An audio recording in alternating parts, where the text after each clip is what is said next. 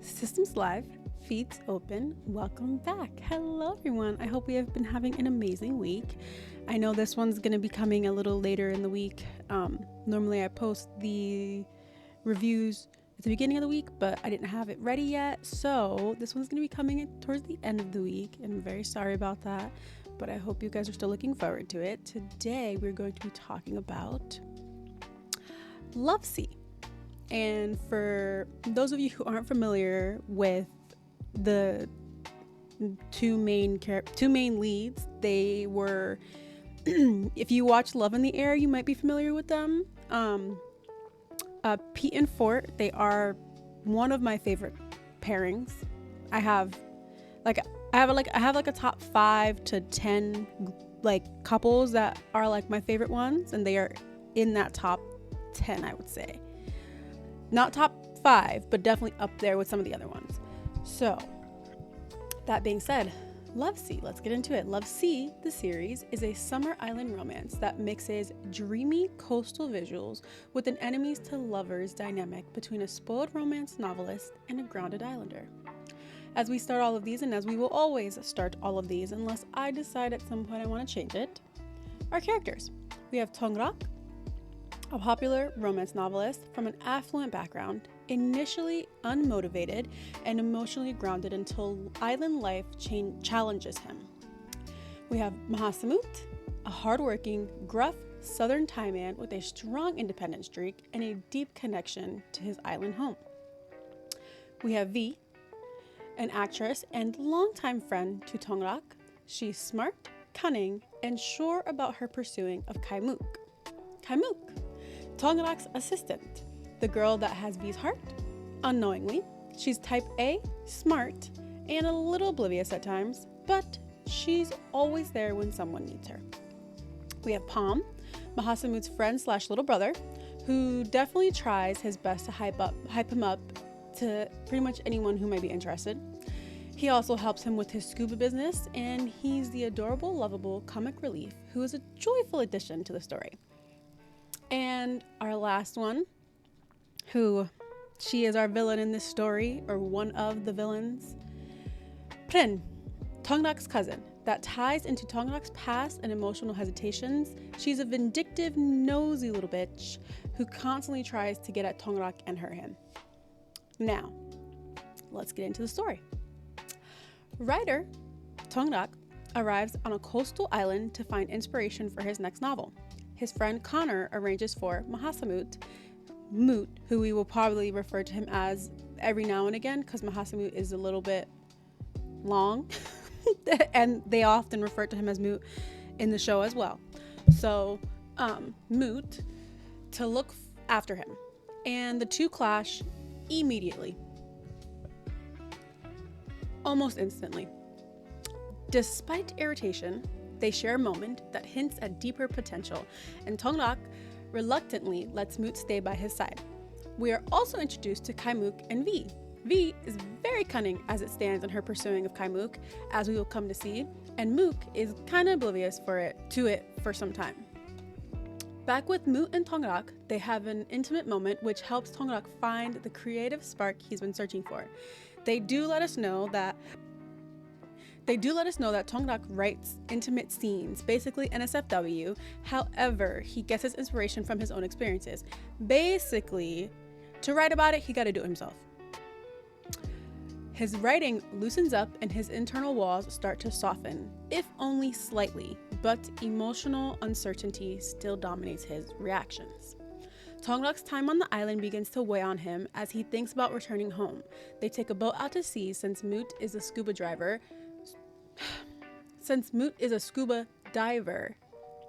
and wants Tonggrak to see the sea that he loves so much. But while out there, they have a scare and Moot saves Tonggrak. Family complications start to enter the picture, making his planned departure emotionally messy. Meanwhile, Moot's presence becomes harder to ignore. Tonggrak does return to Bangkok, but brings Moot with him. It's actually a really cute spur of the moment decision, and everyone is very excited. However, when they first arrive, Kaimuk is very against the idea of Mahasamut in general. Like, just the idea of him at all just upsets her to no end, and definitely makes him being there a bit difficult. The shift from island ease to city pressure shows how their relationship starts to affect real life, work, image, and reputation. All collide with longing. We also get cute moments of V and Kaimuk together, as V is very sly in her pursuing of Kaimuk. Tongnak's cousin Prin arrives and immediately looks down on Moot, forcing the couple to confront external judgment. Which I actually have to say, I like how Tongnak handles the situation, because he's about his man. He's not gonna admit it, but he's about his man, because he don't let no one talk down to his man, not one person. So I love that, because that's the kind of energy we need. It don't matter social standing, financial standing, like, we don't talk down, and that goes for everybody here too. Unless y'all know now, we don't talk down to other people. I don't care what sort of, like, maybe disagreements people may have. I don't care what biases people may have. Y'all don't talk down to people, and I won't talk down to people. We don't do that here. This is supposed to be a community of people. We all love each other. We all get along as best we can. I don't care if somebody has a differing opinion. I don't want to see nobody talking down to nobody. There's no reason for it. We should all just be happy that we can find a group of people who likes the same stuff we do, and that's all it should be. Let's all vibe here. That's all I want here. Vibes, okay? I just want to make that known. So, same way he don't let nobody talk down to his mans, we not letting nobody talk down to each other in here. If we see that, please shut that down. I don't want that happening here. I don't want nobody talking down to anybody else. It's not right. I don't like it, and I don't care for it, and I will be making sure it doesn't happen whenever people finally comment on stuff. But I don't like it. I don't like people. Everyone can have differing opinions without too much drama entering the picture, okay? So everyone, please be nice to each other as best you can, okay? Okay. But Tongnak, he's pretty quick about his reaction to people talking down to Moot. And after this situation happens with Prin, he goes out with Moot to get him some clothes to not only ensure people will stop talking down to him, but mostly to thank him for all he has done up to this point. Obviously, Moot doesn't want him buying him clothes, which he doesn't force him to wear them, but he's gonna buy them for him anyways. Tongnak and Moot take care of Tongnak's niece while family issues bubble. Tongnak's father, Jack, comes into the picture, causing problems, and we get a glimpse into some past resentment towards his dad. We also get some small domestic moments that show how much Moot has embedded himself into Tongnak's life, and how protective Tongnak is becoming even without admitting it. Moot must navigate social minefields to support Tongnak, redefining what partnership means beyond romance. It becomes about loyalty and public image. Prin pushes problems publicly at a press event tied to Tongnak's book adaptation. Thankfully, our baby boy not stupid, and he came prepared. Prin tried to frame him for something that she concocted and make him seem like a villain to hopefully ruin his public image, but inevitably, it blew up in her dumbass face, and she was left to deal with the consequences. Just as things grow warm, Tongnak's father reappears, drudging up buried fears and past pain. He comes in full force, mostly due to Prin's bitch ass wanting to get revenge on Tongnak, because she couldn't stand that he was able to one-up her, even though it was her fault in the first place. So, babe, get over it.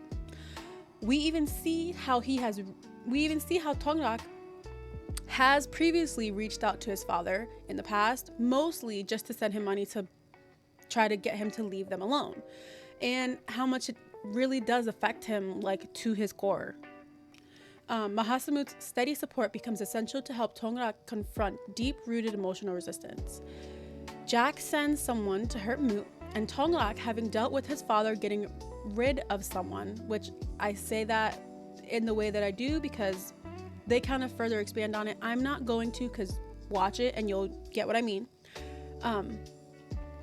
But his father got rid of someone he loved in his past, and he is now terrified of that same thing happening to Moot. So Tongnak is now forced to make a painful decision between protecting himself and defending Moot's place in his life. In order to protect Moot, he tries to make Moot leave. ผมไม่เชื่อ ฉันเบื่อนายแล้ว ไม่จริงหรอกครับ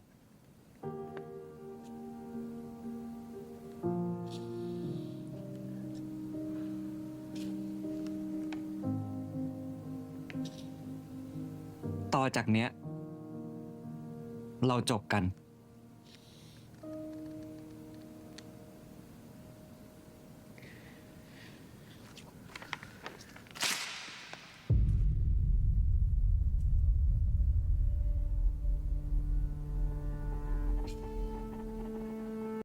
Thank God he didn't, because Moot wasn't having none of that with his father.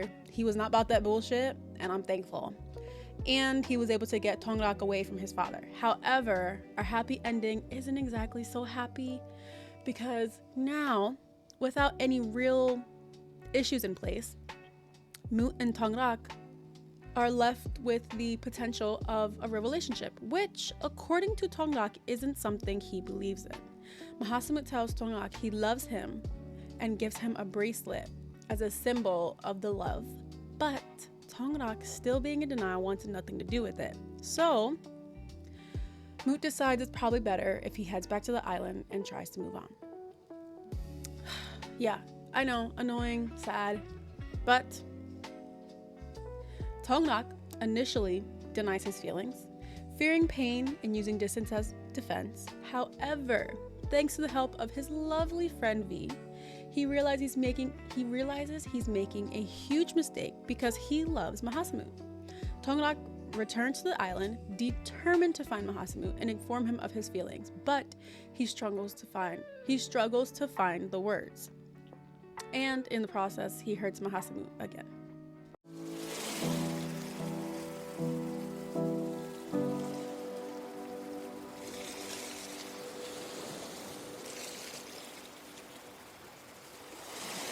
มหาสมุทรคุณไม้นี่เพื่อนทำร้ายผมเหรอ เดี๋ยว ไม่ใช่ ถ้าไม่ใช่ มาทำให้ผมเจ็บอีกทำไม